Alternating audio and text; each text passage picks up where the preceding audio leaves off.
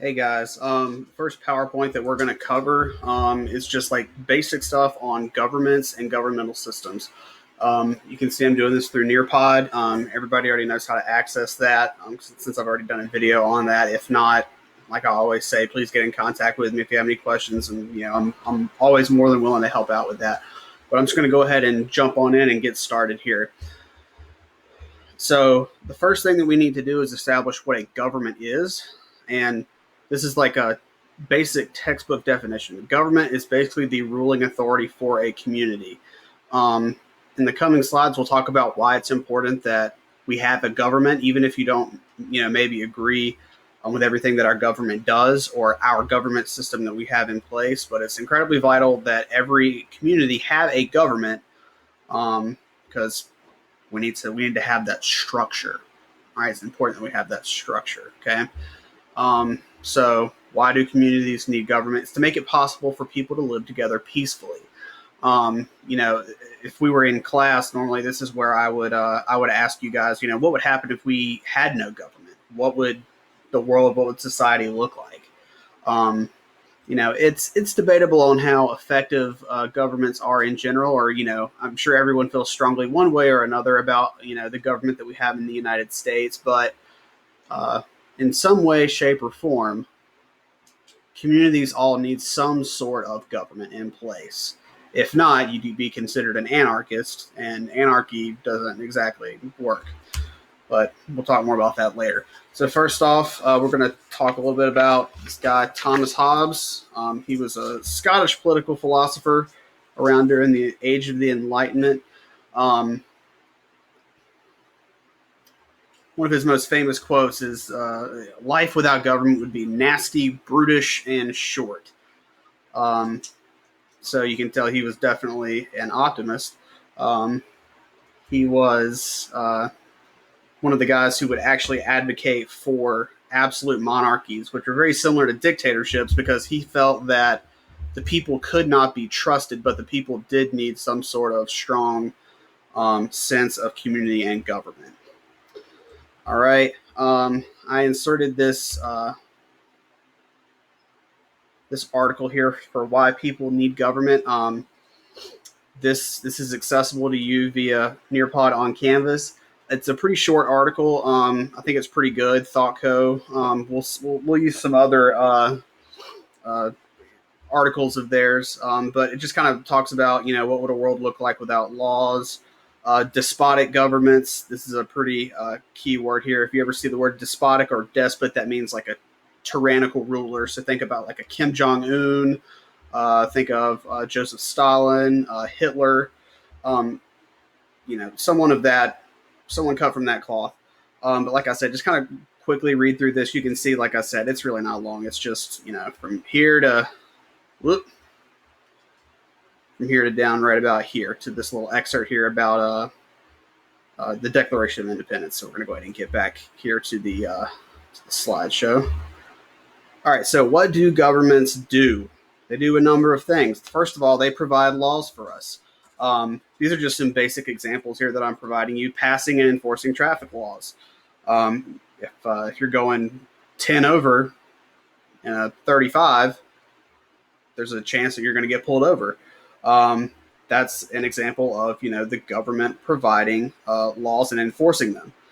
Establishing the court system as well. We'll talk more about court systems later, but just know that these are some of the things that governments do. All right, so one, provide laws. The next one, to provide security. All right, to prevent crime. All right, these are all government agencies that are there to help prevent crime, protect people from foreign attacks, domestic attacks as well. The Department of Homeland Security is one of the cabinet posts. This is actually the most recent cabinet post that was added. It was added right after 9/11. You got the Department of Defense, which has been a cabinet post for a long time. We've got the Coast Guard. We've got the Central Intelligence Agency. I left off the FBI. There's the NSA. There's plenty of government agencies that are there to provide security for us. Like I said, it's debatable on how effective some of these are, how much power they may have, but providing security, another one of the things that the government does for us. All right. Providing services. You can see here I included pictures, not necessarily words of everything that governments do. Maintaining local libraries. That's one local service. Maintaining parks. So these are local services right here. Class, school. That is a government provided service for the community. We don't have to pay, at least directly, for public schooling, which I'm sure you're all so happy about. We've got taxes that pay for these, but you don't pay a tuition to go to public school, right? You pay local taxes, you pay state taxes, you pay federal taxes, but in return, you get schooling, right? Garbage pickup, trash delivery. You've got the postal service, which is in the news a lot lately, since we are going to have a presidential election that's going to rely heavily probably on absentee mail-in ballots. Hospitals, right? These are all services that are provided for by our government. All right, something else that the government does, it helps guide the community, right? They manage the economy. We'll get into economics later on, but they help manage the economy, right? If the economy is not working well, there might be a stimulus in place, right? Once again, kind of coming back to public affairs right now. What's going on in the world? We've had a stimulus check that was passed earlier this year. There's debate about another one being passed.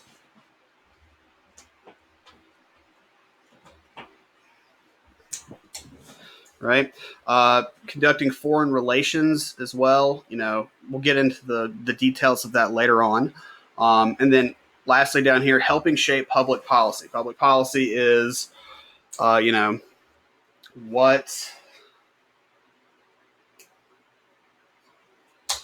it's the course of action to achieve community goals. All right.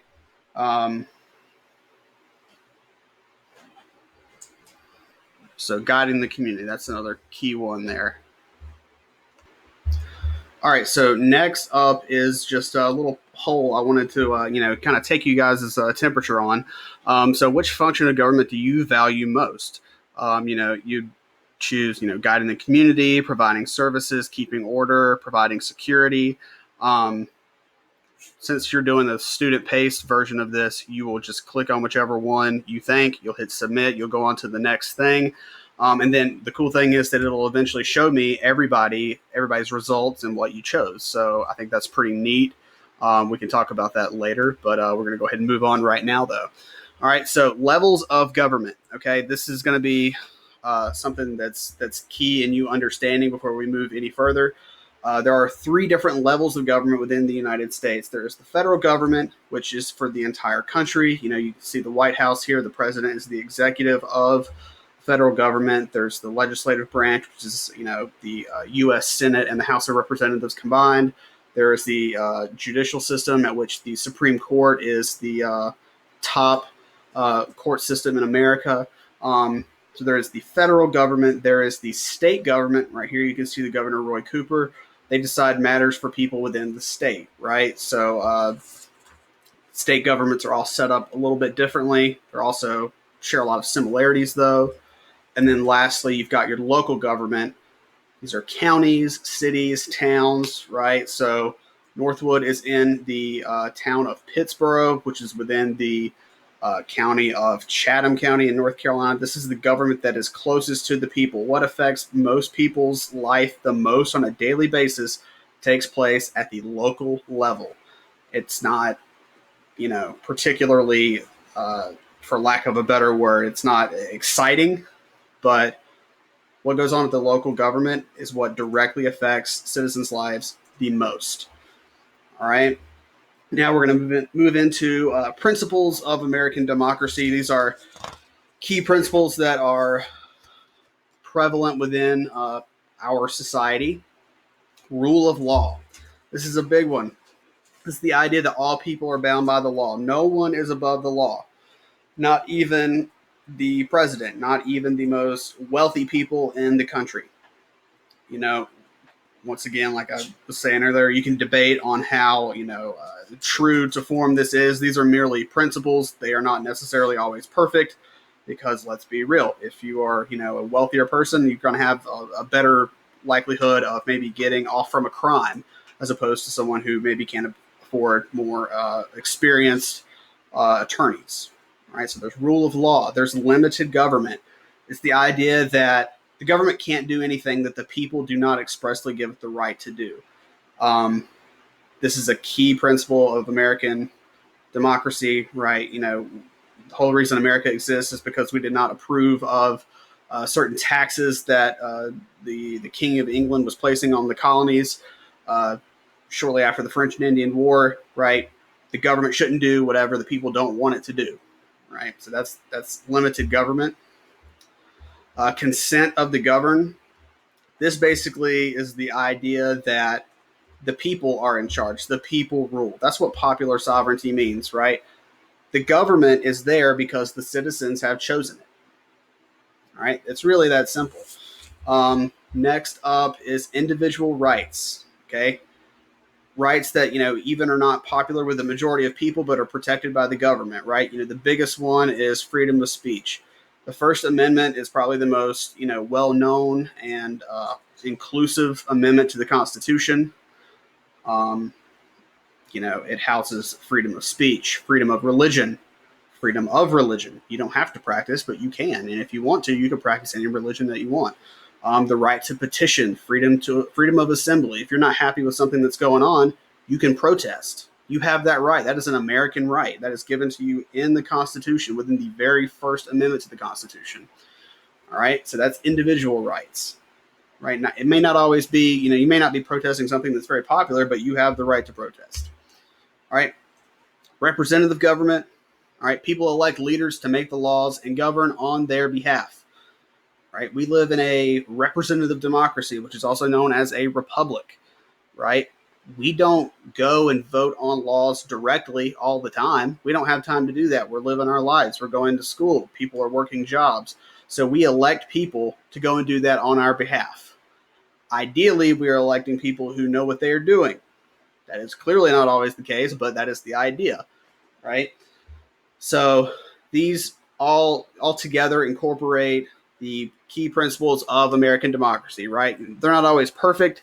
They sound a lot better than they actually are, maybe in actuality and in action, but they're there. And these are all key principles of our government. All right. Here is matching pairs activity. Like I said, you'll do this on your own. You take as much time as you need to for it. And then lastly, here is your little 5-question quiz. Like I said in the Nearpod video, take your time, right? Use your notes. That you should have them saved to Google Drive, or if you want to, take them by hand, it's whichever way that you want to do. But use your notes, right? That's the whole reason why I went through this with you guys. Use those notes. We didn't do this for no reason, right? Use them, put them into action. All right, and then just do the best you can with it. But that's it for our first PowerPoint for the unit. So if you have any questions, please let me know, and have a good day.